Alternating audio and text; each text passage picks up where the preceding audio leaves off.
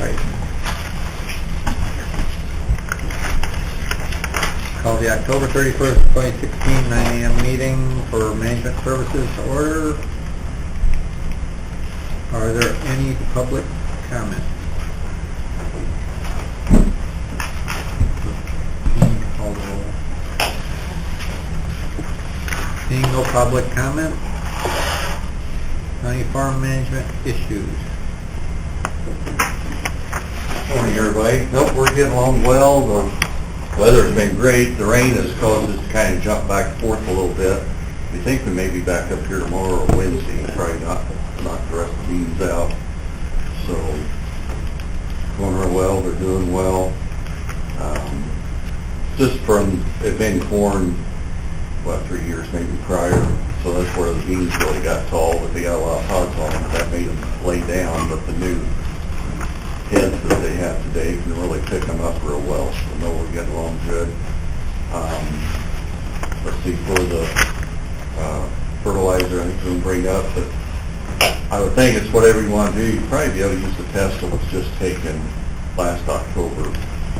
Because a lot of times they used to always take them every 4 years, sometimes take them every other year, every 2 years. It's kind of a preference, whatever you'd like to do, of course, but probably can just go off of what the tests were last year, and then you could talk to Alicia or the folks over at ECF and see what they recommend. I would anticipate it'd be pretty close to what it was before. To double check them. What do we need to put bid out for? What type for? I mean, are you? Unless BCS thinks it'd be good to get an independent opinion, probably could be just put out identical to what it was last year. Identical. Yeah. That's what I'm thinking. The same amounts, the same. It won't need any limestone. The bid may have included that, but it didn't need any. The pH was all real good on it. And then the recommendation last year was going to be for the 216 crop, whether it was corn or beans, so it probably could be bid out the same. Without limestone? Pardon me? Without limestone? Yes, yeah. Yes. And it'd be good to get their opinion on it to see and to tell them what the crop was this year in case they alter a little bit. To put the bid out based on whatever they recommend. But in this case, it'd be real close to what it was a year ago. And you said it was doing between 60 and 70 bushels? Yes. Yes.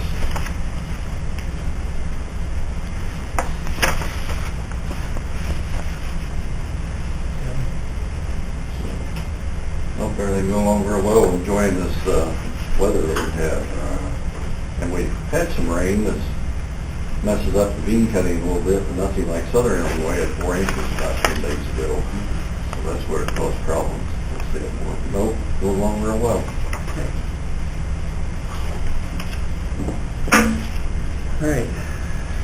So, we need to, at some point, put out bids for fertilizer. You're expecting to put it on February? Probably. Weather permitting, I mean, Yes, if there's sure. 6-foot snowdrift, it's not going to Yep, happen. that's right. Yes. So, I don't know if we want to start getting prices this month or next month. Do you want to get prices, or do you want? Well, bids. Bids. Do you want a motion for that, to start that process? Well, that's what I'm going to get to. If we want to do it this month. I mean, we do have a little bit of time, but, you know, we'd rather start early than late. This month, we'll get the bids in December, and then make a decision in December or even January, right? We don't have to make a decision when the bids are open, do we? Not necessarily, no. Usually you do, but, Why would you wait? well, and if we make the decision in December, then we can just tell them to schedule whenever, you know, whenever weather. What if we only get one bid? And we can only get one bid. Well, and that leaves us some time and option to talk that through and see what else we might want to do, if we wanted to take other action. It Well, we gives could us decide time. at that time. I'm not saying we will wait, I'm saying it gives us the option. So yes, I will entertain a motion to your question. I move that we advertise for bids for the fertilizer application. In the past, we advertised or did we send letters? I guess we did. Amanda will know. We did advertise, okay. And did we also send letters? I think we also sent letters now that he says it. I'll look in the back, in the past file. Do you want to put both in your motion and then? Right, the same process is 2016, we did that in 2015. Same process Yeah, as the same past, yeah. as in the past year. Okay. With similar amounts because he's indicated he thinks that. Do we need to do any further? Well, checking? we don't need to know amounts, all we need is prices per ton at Prices this per point. ton. Okay. Does that cover everything? Okay. When you get done writing, can you read the motion back?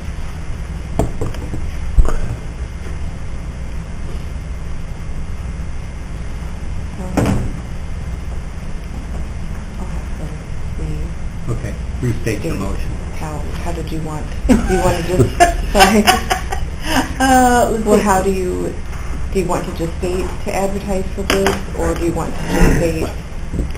To use the previous process. Okay. Of advertising and letters, I guess we should say that, I don't know. The previous process, does that cover it? The previous what? Previous process. Put bids out on fertilizer. These are bids.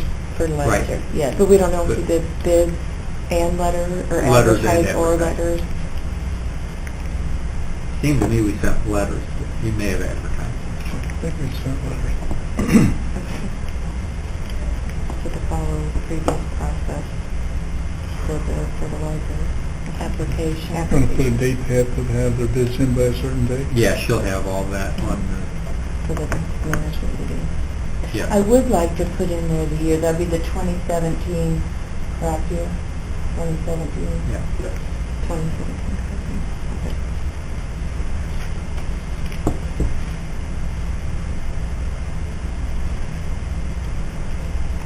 Read the motion back. Move to follow the previous process for fertilizer application for the 2017 crop year. Bid. Fertilizer and fertilizer And application. fertilizer application. Bid. So we're getting bids for two different things? Well, it's a lump. Combined. It's a combined bid.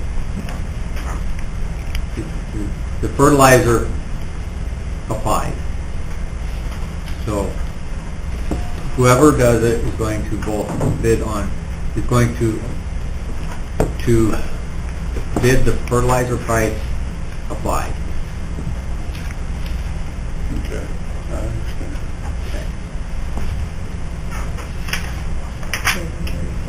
Very seconded. I've got the bid form from last year. She should have all that on file. She's pre-fitted it. That's her. Okay. Do a roll call. Crow? Yes, sure. Yes. Alt? Yeah. Casper? Yes. Barron? Yes. Okay. Any other discussion on farm management issues? All right, and we will move on to electricity pricing. And we just have one, okay. Before we start that, Anita, could you clarify for us, I'm looking at the statement of revenues. So, currently,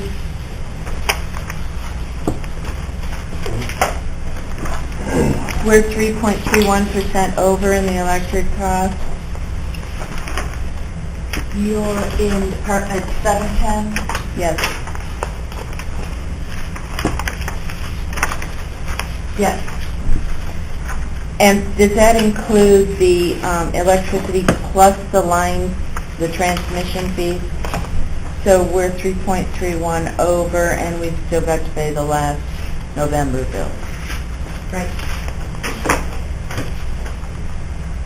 And what do we budget for next year? Do you remember off the top of your head? We Oh, changed it well- from, it was, I think we moved it, I don't know, to 90. I think we moved it to 90. We added $10,000 in last month's finance after Chris's conversation at last year's management meeting. Oh, shoot, I meant to bring you guys' budget, because I have the budget for you. She can start reviewing it for next year, but if I remember right, I'm not positive. I think we had initially 87 in there, or 77, and I moved it to 87. I'm not sure. I added $10,000 after Chris's conversation last month. Okay. So I think it may be 85. I'm not sure. I can go look. That's okay. Okay. If you insist. Thank you.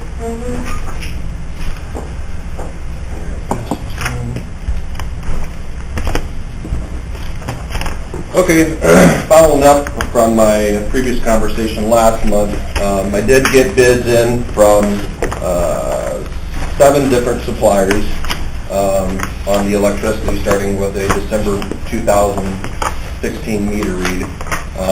As I outlined in the proposal here, gave you a 12-month, 24-month, and a 36 and a 48-month energy supply only price, as well as what the 12-month, 24, 36, and 48-month all-in commodity rate, which does not include the utility charges onto that. It's just strictly what the commodity rate is. Because utility charges are going to be whatever they're going to be from Ameren.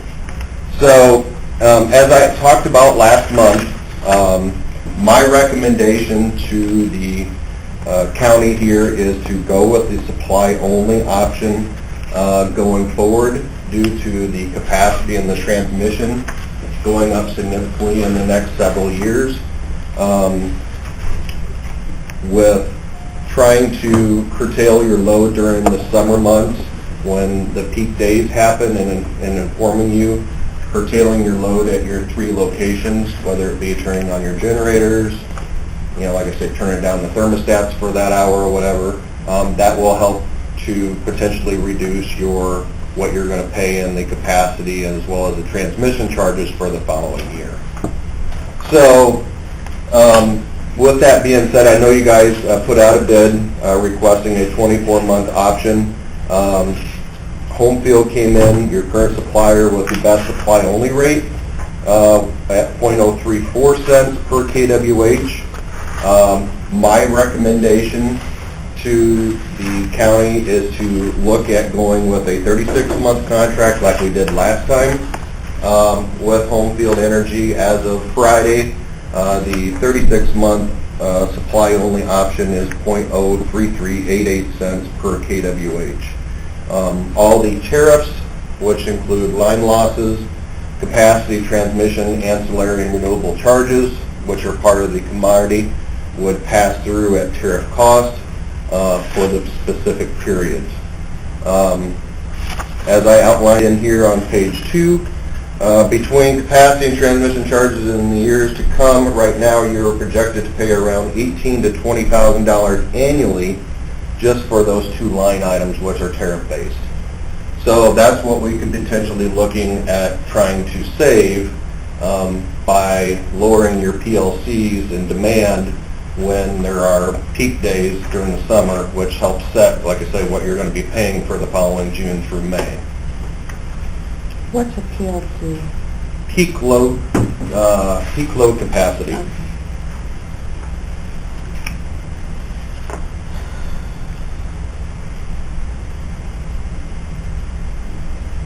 If you lock in the all-in commodity rate, which we currently have done, that was done before the tariffs really changed with Ameren and setting customers with a PLC number here in the past few years. capacity in that was hardly nothing. But now going forward with the reverse auction and everything, Ameren is only known for the next coming year, this year, what we're in right now. But it's projected to be up slightly this again next year and continue to follow. ComEd, basically what MISO, which is Ameren's part of the MISO grid, they're pretty much trying to follow what ComEd's doing in the PJM market, which capacity rates behind PJM and ComEd territory are a whole lot higher than they currently are here in the Ameren territory. So, bottom line, it would be worthwhile, like I say, in my opinion, to partake in reducing your load during the summer. I didn't call that, we didn't call that many this summer. I think behind Ameren we might have notified 5-6 times, maybe somewhere around there, and it all depends upon where the, if we call one, the grid has to be looking higher than what the original one was called. So, like I say, if you can curtail, then you're going to be potentially saving, like I say, anywhere from 18 to 20 grand savings. And like I say, backup generator is the easiest way to curtail, because all you do is flip them on for that full hour or whatever, turn them back off, and or reduce anything else you can with thermostats and or lighting. How far in advance do we get those notifications? Sometimes I can get them to you the week before if we can see what the weather's going to be. It's usually the day before for sure, and then what I'll do is follow up that morning of and say, the suppliers are telling me it looks like between 1 and 2 Central Time today is going to be the peak hours. Curtail your load between 1 and 2. And like I say, it's up to you guys it's totally voluntary. If you don't want to do it, you don't do it. It's just that trying to find ways to help the customers save them money on these tariff costs. When the generators are turned on, it's just the basics that can run off that generator, isn't it? Right, but it would take the load, that much load off of the grid for that hour. It would run in addition to the grid, is what you're saying?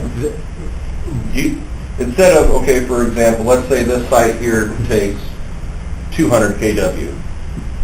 And if you have a 100 kW generator out there, you're actually producing 100 kW for that hour, and you're only calling from Ameren or the grid 100 kW. So you actually reduced your load by 100 kW. So they are both running at the same time? They're both running at the same time. Can they do that? Yeah. No. Okay. You got a transfer switch down here and over there. For order that generator to run, that transfer switch has to be kicked off. It's not just flip a switch and you got a generator going. Right. So, there's going to be a little bit of work to get that generator turned on. I don't know if there's a bypass on that transfer switch or what, but, you just don't flip a switch to turn a generator on. Yeah, it would depend on how it's all wired. Correct. Yeah. I know we got both transfer switches, so, it's... Right. The easier thing might be to just, if we know in advance, cool the buildings down and then shut the air down for that hour and then bring it back up. Yeah, and every customer is different. I got a customer up north that literally they can do their whole load because they got huge generators. They flip them on, they're basically producing their whole electricity for that hour, and then once that hour is over, they flip them back off and go on the grid. I guess you just have to get with Larry to notify him, and then he'll see what he can do with it, if there's anything he can do to help save some money. That'd be...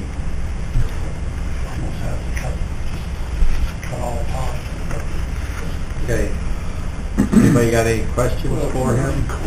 We can vote on the motion now to decide one of these today, or what? Yeah, it was in the agenda to... Yeah, I see that. And I did outline in here, if I just made it really quick, based on whatever you do, I can send you updated pricing for the November 9th meeting. Unfortunately, I'm getting a crown that morning, so I will not be able to make it that day. Well, you should just look precious in a crown.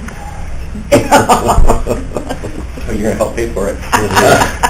But I will send you updated pricing, whether the day before or that early that morning with a contract, depending upon what you want. Do you anticipate much difference in prices than today? It fluctuates daily. I mean, it's kind of been flat to down a little bit, but, you know, I can honestly tell you it's not the exact same price as it is this last Friday when I quoted to you. I mean, it never is. I mean, the gas markets and the electric markets fluctuate daily. So, Is there a trend line on it? the trend right now, like I say, has been pretty flat. So, you know, who knows? I mean, I hate to say it, but I think the election could maybe have some play with the markets. So, yeah, like I say, I've had a lot of customers go out into 19, 20, and 21. So it's all based on wherever you guys want to do. I'm, you know, totally cool with whatever option you want to go with. But like I say, at least I did bring you in, like I say, 7 different suppliers, so you're not seeing just one supplier here. And you recommend the 3-year because? I recommend the 3-year one is because it's cheaper. Like I can honestly tell you, like I say, from all the trends that I see, commodity is so cheap right now. It totally makes sense to go that long. So, like I say, but I'm only here to give you my recommendation is. You can decide if you want to do something different than that, but I'll be happy to do whatever you want. But like I said, my recommendations would be the 36 months with home field.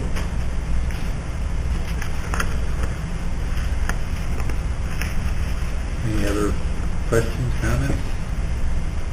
So, there's going to be an incredible jump for the transmission lines. Is that what I hear you saying?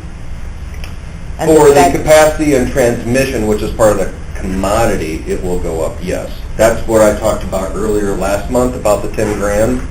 But like I say, if you're able to do what I recommend during the summer months, then you could potentially be trying to save some of that back. Because initially, I mean, power rates are pretty low right now. They're still at about a 13 to 15-year low. If supply rates go back up like they were here 7 years or so ago, it's going to be a double whammy because you're going to be paying higher for the supply as well as you're going to be paying high capacity and transmission charges. So then you're looking at a lot more money. If we're at a 15-year low, I can't hardly see waiting a month. After election, they have a better chance to go up, I would guess, Yeah. than down.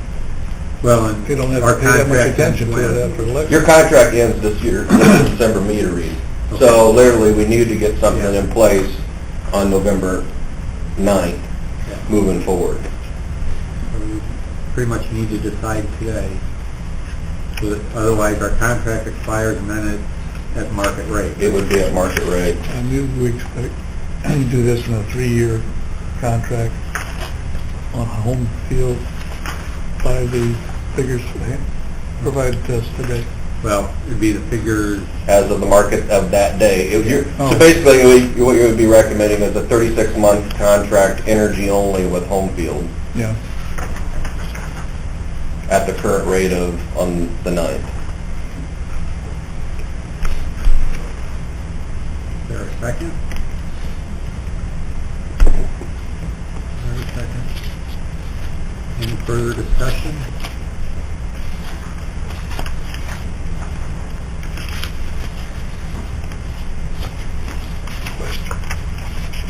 Go ahead and take a vote. Crow? Yes. Sure. Yes. Alt? Yes. Caspergen? Yes. Aaron? Yes. I'll get you updated pricing that day with contracts. Should I just send them to Amanda and Kyle? That probably Amanda can make sure. Thank you. All right. Maintenance supervisor report. Oh, absolutely. Who wants to start? Oh, you know.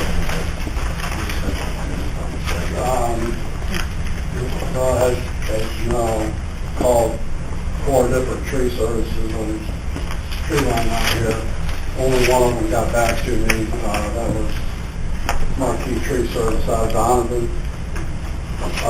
He came out, looked at it. We looked at starting at the west end, cleaning everything out all the way to the end of the parking lot. And then he recommended that the center row on the west half, they probably should take that out too, because most of them are dead in there, and the ones that are only got a few feet on the top. So, to clean out the whole thing, get it ready for mowing, the price was $7,000. Take out that center row, it was another $8,000. And so It wasn't... another $1,000 and make it $8,000, I'm sorry. Okay. And then put a cap on it, $8,500. So he thought that he would probably get started on that sometime late this week. Metro Power was here, did the service on public health generator. Weber came last Friday, started on the heat pump for the FSA. I don't think they were here in the afternoon. I think they were only here in the morning hours. Saturday, how or who they got in here to work on it, I have no idea.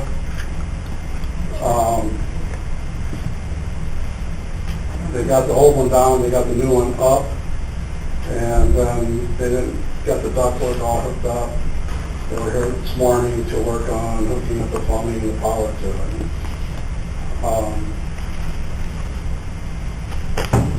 There's a heat pump in the public health department that needs the board replaced on it. They have ordered that. He was not concerned about having the same issue with this one as we did on the one that we're replacing, because it's a newer model, so when the board comes, it should be the same path. So he's not concerned about that one. That's it. Okay. Larry? Train was here, we shut the air conditioner down over the courthouse on Columbus Day when we were closed, and worked on it for 5 days and got it going. Very little problem with heat inside. The jail was a little warm, but everybody survived. Little show and tell. This is a 25-pound Freon tank. Right now, 30-pound Freon tank of R22 in Chicago is going for $1,200. Around here, it's going for about $1,000. Right now, there's 400 pounds that we need to run that air conditioner over there, minimum, to cool it. Right now, we got $16,000 worth of Freon in that air conditioner. We should have 500 pounds. My recommendation that you check this air conditioner every 2 years or every year to keep this thing going. Because we got a small portion of Freon. Second, we have insurance on these boilers. Maybe we can find out if we got insurance on this chiller too. This thing was put in '95. We were replacing all these heat pumps that's 20 years old. Well, we got the same problem with that chiller. I can't stress enough about this R22. In 2020, they're going to quit making it. And right now, like I said, it's $1,200 for a container. So we gotta have to go to Plan B or something for this chiller. Any ideas how much a new chiller would run? I'm at the top of my head, 280,000, the 120-ton chiller. So in other words, we need to start looking for grants. Mm-hmm. Right now, there's nothing wrong with this thing. I'm just trying to keep it alive because I know money's tight and we just can't write a check for $280,000 if something happens to this chiller, I can bring another chiller in on a portable scale, but that's gonna cost ungodly too. So, same way with this tower here, this building, this thing is older than that one, and it's way undersized, so you got two problem childs, if you will, that we need to look at in the future. Hopefully we have a few years to plan for this. I mean, with the work they did, they think it's good for a little while at least. Well, you know, it only takes is one O-ring, and we don't have any freon. Right. It's just, it needs to be checked on a regular basis to stop. As far as mechanic-wise, I think it's, you know, we can get parts, but freon is going to be a costly little venture.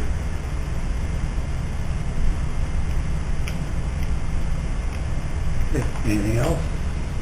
Don't we check those yearly? Don't you? Do we have a maintenance plan with anybody? No.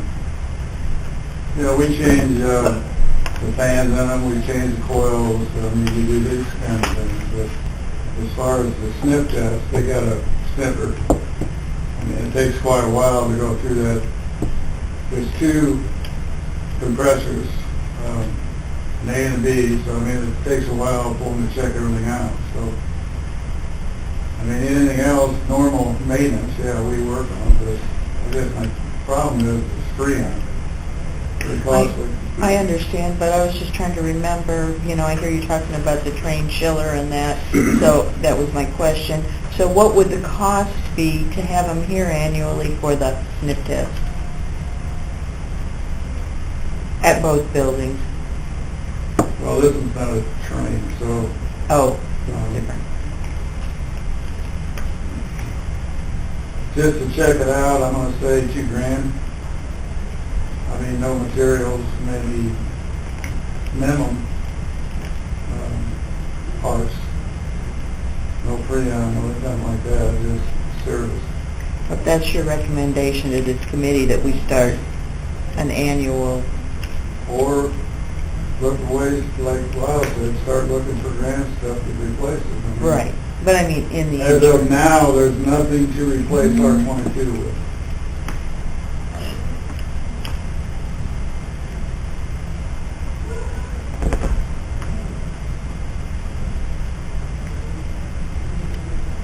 Any other questions?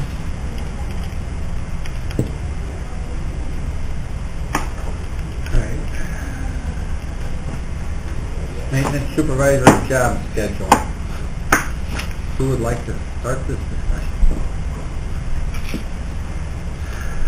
Sheriff, have you and Kyle talked about, you said you hadn't discussed much on it. I guess running December 1 of this year, the maintenance side of it over here, Larry will be handling maintenance in the jail, the courthouse, and the admin center. I had talked with the chairman about it and requested, and I think you've done that in your budgeting, that the part-time housekeepers stay on. That's going to alleviate a lot of work, I guess I'm going to say, if that person stays on. Otherwise, we only have one housekeeper for 3 buildings and one maintenance person for 3 buildings. So as of, right now, Larry will be in the building doing the maintenance issues if there's problems. It'll be addressed to him, and he'll get the process rolling to get whatever problem it is fixed. And there'll be a part-time person still in the building to do the housekeeping, the cleaning and cleaning restrooms and vacuuming and stuff like that. So as far as that goes, I guess I'll go ahead into it. Donna Crow has brought up a couple times about questions with the maintenance supervisor. as far as who having supervision, I'm going to go off the top of my head, back in sometime in the late 90s, the sheriff was given maintenance and housekeeping responsibilities over here at the admin center by the management committee and then the full board. And just so everyone knows, I guess I've heard this a lot over the last 6 years, by statute, the sheriff is in control of the courthouse and the jail when it comes to maintenance issues. Other county buildings, not, unless given that authority by those responsible for it. So back in the 90s, the county board gave Sheriff Matthey through, I don't even know if it was a resolution, I think it was just in the minutes, that he would be in charge of the maintenance of the admin center. A few years ago, the county rescinded that authority, and so I guess now we're going back to where, by technical means, I guess, since the maintenance supervisor position that's going to be over here is under the authority of the sheriff, therefore the maintenance supervisor is under the authority of the sheriff in this building. I don't foresee it as a problem as far as any kind of power struggle. If there's issues over here at this building, or if there's issues with the maintenance supervisor over at this building, I would just ask that they be addressed to me, and we'll work it out. But I think part of Donna's concern was that the maintenance supervisor not have two bosses. And from my standpoint, since Larry will be over here handling maintenance issues, and he's the maintenance supervisor for the sheriff, that the sheriff is a supervisor.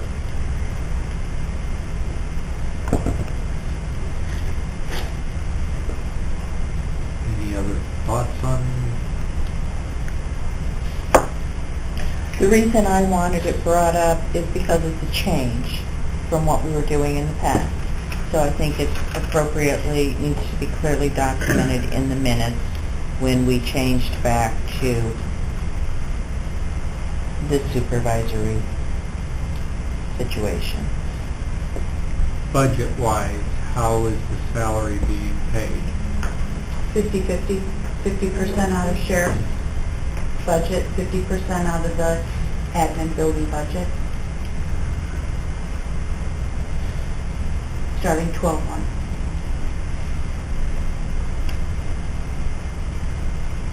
Which creates, I guess that'd be where the supervision, because half of the money's coming here, then supervision of that money needs to be controlled here. So I guess that's the issue. If the sheriff is supervising him, then how does that money,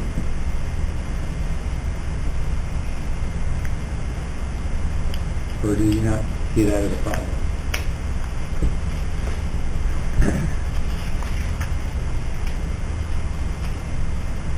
I guess it could be a problem. I think it's something that needs to be clearly understood by all parties involved as to how it's going to work. The only thing, the person doing the work needs to know who's the boss is. The oversight of the money that's spent as far as approving claims rests with this committee and the judicial committee. Well, that's why it's being brought up, so everything is clear. I think there's probably another part of this that at some point in time needs to be covered, and that is when we talk about scheduling, there's been instances where work needed to be done that maybe wasn't clearly identified as to how often it needed to be done, or even if it needed to be done. There needs to be some sort of a manual or what have you where different things are identified as to how often they need to be checked, how often they need to be done, and so forth. We had that one experience back in that room behind Anita where the drain got clogged, and to me that points out the fact that something like that needs to be checked on a regular basis. So it would be something that, as an example of what type of scheduling would be incorporated into the whole job of the maintenance supervisor and maintenance activities. So if everybody was in agreement that something like that needed to be put together, then again, the question would rise, is the sheriff going to do that, or is that something we're going to do, or in cooperation with two? But personally, I think there's a very definite need for some type of schedule like that. It makes the job of the maintenance supervisor much easier if he knows exactly what he needs to do and how often. I feel like that's correct. I'm for that, and specifically, I think that is the job of the maintenance supervisor, to put that manual together and present it to this committee. I think they know when the train chiller needs inspected. They know when the elevator needs inspected. They know when the fire extinguishers need to be serviced. And I think they've been doing that. Now, whether it is in a manual form or not, and there are probably other maintenance issues, if that's what we want, then we can ask them to make a list much the same as we do with our contract expiration dates, as an example. But I think that is in their job purview. I don't think it's this committee's job to say, oh, it's the day where we're supposed to check the drain in Anita's back office, or the back room behind Anita.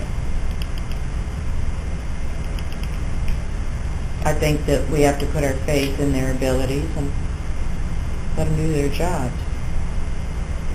On the budget, is there a maintenance budget for this building and a maintenance budget for over there, or are they combined now? No, they're not combined. That's why you get two sheets. You get the sheet with the Department 210, that's the sheriff, and there are 3 lines on there that relate to the maintenance items, and that's janitor salary.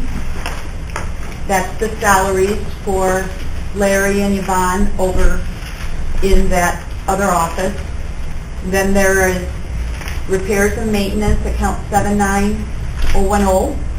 Household supplies, 79030, and then 65575 is service contracts. That's the snowplow, the mowing, the water, fire extinguishers, that stuff, all those things. So those items related only to the courthouse go over there. What's in your maintenance department budget, that's 710, Department 710, and that's the top sheet that you receive there. It's the same account as what's listed over for the courthouse. So salaries, only there are 2 lines. There's a supervisor salary and a janitor salary. And then the same 3 lines, repairs and maintenance, service contracts, household supplies. And then the only other thing that's in there is all the energy costs are in that, since it's all managed under one contract decided by this committee, those stay over here. They don't get allocated to the courthouse. Can I ask one question, or Sheriff? He's walking over and on the phone. I was going to ask him if he thought it was the equivalent 50-50 split, or it should be one more than less than on the other. We did a salary survey when we split it up, because historically, until 3 years ago, Larry was paid 100% out of the management department. Nothing was over at the sheriff's department. And then Larry and I sat down when we split costs up and actually went through all the costs, some detail, to determine how much should go over there and how much should stay here. And that's where the 50/50 came up. Is that a fair breakdown, Sheriff, 50/50? You know, I mean, I don't have a problem with it if it's, however finance breaks it down. I mean,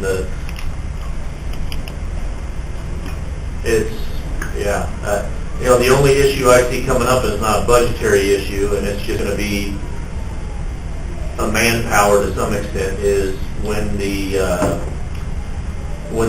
housekeeper over at the courthouse and that would be on vacation, or I don't know, she gets a couple weeks vacation a year, I think, or sick, whatever the case may be. Larry has done the housekeeping duties over there along with the maintenance duties, so there may be a few days out of the year where maybe the housekeeping gets lax over at the courthouse because of her being off, but I don't see any problems as far as breaking it down 50/50. However, like Anita said, it used to be years ago, all of the maintenance, the maintenance and repairs, the contracts, household supplies and salaries all came out of the maintenance budget or management budget. They were separate from the sheriff. So, however they're broke down now is fine with me. It's I guess it's just numbers. Yeah, another question. This may never apply, but maybe it'll remain the same anyway. If it's talking about juvenile court that had to open up on weekends, would Yeah. that make a little difference? For maintenance, it wouldn't. I mean, we wouldn't need anybody there. That would. It's hard to say, huh? It's hard to say, but from a maintenance standpoint, it won't. It'll just cut down what's during the week a little bit, because it's the same number of people, right? Yeah. You know, opening it up, those juvenile proceedings are going to go pretty quick, and my hope is that if this goes through, it's times when I'm available and I'll just come open the courthouse and I won't have to pay anybody to come in and do it. But you know, they're a pretty quick process, and if they use the facilities during that Saturday or Sunday that we have to open it up, I mean, it's not going to be anything major. Now, if I understood what you said earlier, when he was over here, he would be under your supervision? Well, I guess what I'm saying is the position that is there right now for maintenance supervisor is that's going to be helping at this building or taking care of this building is an employee of the sheriff. So what I don't want to have happen is if there's issues at this building, or if there's problems, or if something needs to be corrected, that I don't want the maintenance supervisor getting calls from a board chairman or board members or this or that saying you're over here part-time, therefore we want you here doing this now, or we don't feel you're doing this correctly. And if those issues were to arise, I think that whether it's the board chairman who those issues are brought to the attention of, or the management chairman, need to place a phone call to the sheriff and say, here's some concerns we're having. I don't want that position to feel like they're answering to 20 people over here and one person over at the courthouse. So basically, it's not that he's under your supervision here, it's just if there's issues, you'd rather it was worked out between county board chairman and you, not yelling at Larry from all sides. yes. Okay. Yeah. In the past, when something happened over here, I called the sheriff first and then the chairperson second. So everybody knew what was going on. So it was the chairperson, not the chairman of the board that you, okay. And that varies. I'll just add that with board chairmans. We've had some board chairmans that have said, don't call me unless the county's burning down, go to the committee chair people and other board chairmen who have said, I want to know when things are going on. So that'll just be determined by, I guess, come December 1, whoever the board chairman is. If the board chairman wants maintenance issues over here to go from the management chair and the sheriff working them out, then that's his or her decision. If they want to be the ones involved with it, then we'll make sure that the chairperson is in the loop with any issues. Okay. So at this point, basically what we're looking at, we realize that with safety issues over at the jail, that sometimes those will take priority. So, I mean, that's just going to be the way it is.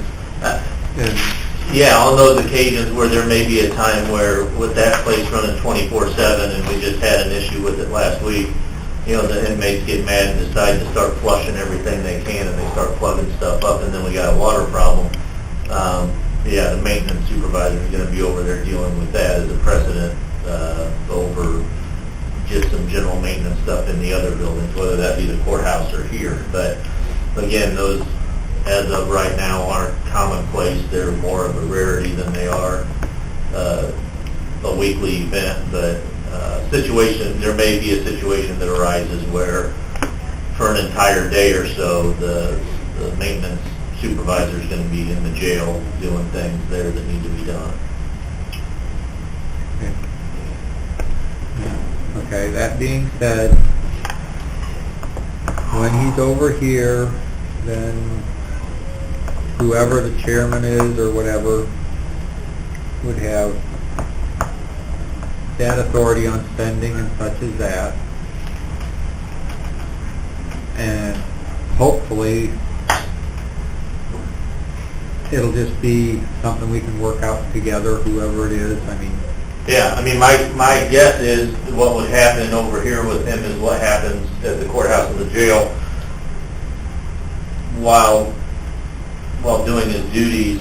He'll make contact with me and say, there's a problem in the courthouse, this is what it is, this is what I suggest we do. Or in the jail, this is the problem, this is what I suggest. So my guess is, over here, if there's a problem, whoever the county board chairperson wants him to notify on maintenance problems, he'll notify and say, this is the problem, this is how we can fix it, or this is what I recommend we do. And then, since it's money being spent over here out of your folks' budget here, you make that decision on whether or not to, how to handle the problem, I guess. okay.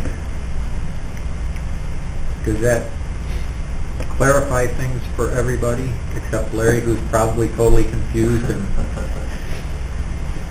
Well, for him, it's going to be pretty simple. If it's a problem here, whoever's if in it's a charge maintenance here, problem here, he's going to call either Whoever.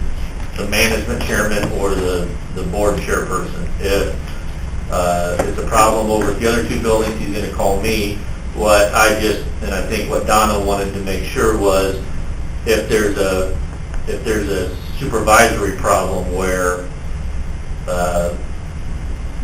over at this building, maybe they don't feel things are being done on a timely basis, or there are issues with what they say is being done, that they just, whoever's designated to, give me a call and work it out. and we'll work it out, not 20 different people calling saying, you need to do this, this, and this. So does this move up your payment at all, Larry, all this hassle?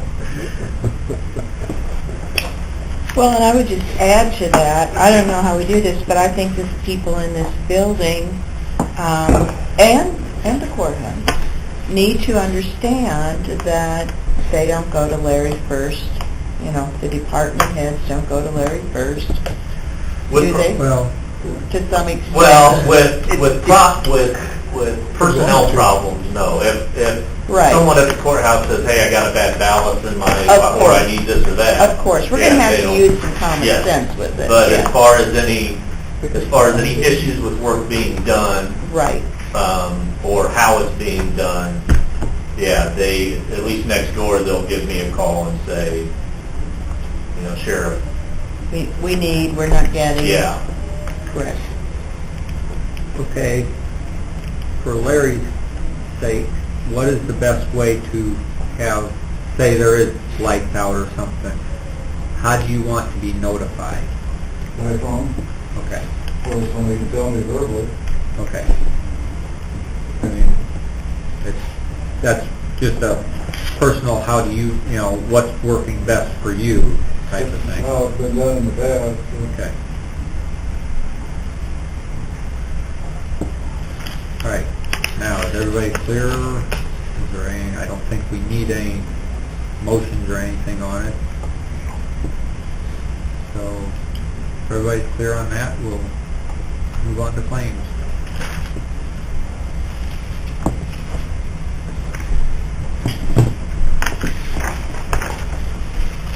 Did I see lawnmowers? Probably the final payment now. That was last month, right? It's final payment. Have they done a fall cleanup yet? Because that was supposed to be done. When do they usually do a fall cleanup? I talked to them last week when we moved the last time, they said they'd do fall cleanup, and I said, you might as well wait till the leaves are off the trees, I mean, you ain't gonna do it good now. Okay. So they won't come back for leaves now? No, they will. After the leaves are off, then they're gonna come. Provided the leaves and the snow don't fall on the same day. Well, Get back to those trees that, didn't you suggest that maybe they should spray for bagworms next year, or June, or whenever you do that? Absolutely, that's a killing tree. Well, that should be arranged. When do they spray in spring? They spray in June, you said, didn't you? I think June they spray. and that's something that would just come out of the maintenance budget, so. And if we get prices or whatever, but, you know, that's where one of them that Clyde tried contacting was an arborist, you know, just, but he never got back with him.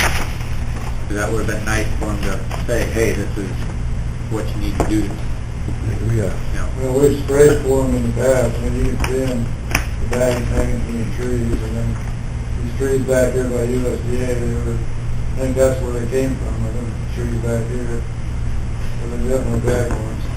And the county highway presently uses a licensed sprayer, and we could probably hire him very easily to come spray these trees. The county highway doesn't spray their own weeds and stuff anymore. Leon Frankston's actually their sprayer. And- He does it for them. And I can't remember, does he have the capabilities of getting to the heights that? Well, we could find out. He might have to rent a bucket truck or something. Well, that's something that maintenance supervisor can work on. I move we pay the claims. Okay. Is there a second? Pay the claim.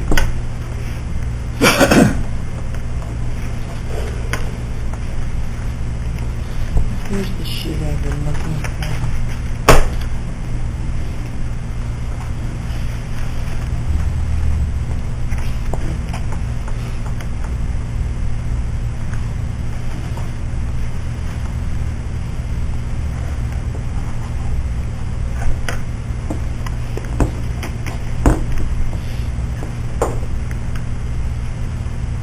You still waiting on the second? Yeah. The second. I was about to withdraw mine. Nobody wants to pay the claims, we'll go home. All right. Do a roll call? Crump, yes, sure, Yes. all, Yes. Half-Barden. Yes. Barron. Yes. Any old business? Any new Lyle, business? I just have one question. As the committee or in the last board meeting, full board meeting, did you folks decide to go with the snow plowing? Yeah, Okay, we were doing the 3-year contract, okay, includes the salt, 50 cents a pound. so Okay. then it would just be touch-ups that we'd do. It's supposed to be open 24/7 in the contract. It's supposed to be. okay. We'll see. So, yeah, yeah. I have a phone number, get that to folks come in. Okay, yeah, that's, I've got his cell phone number, if nothing else, so. Any other old business? Yes. The electricity budget for next year is 90,000. So we did increase it. It was 80 prior to that? I'm not, I thought I saw 70 on it. I 70. think this year's budget was 70. We went with 90. We knew we were running over, so. Any other old business? Any new business? I'll entertain a motion.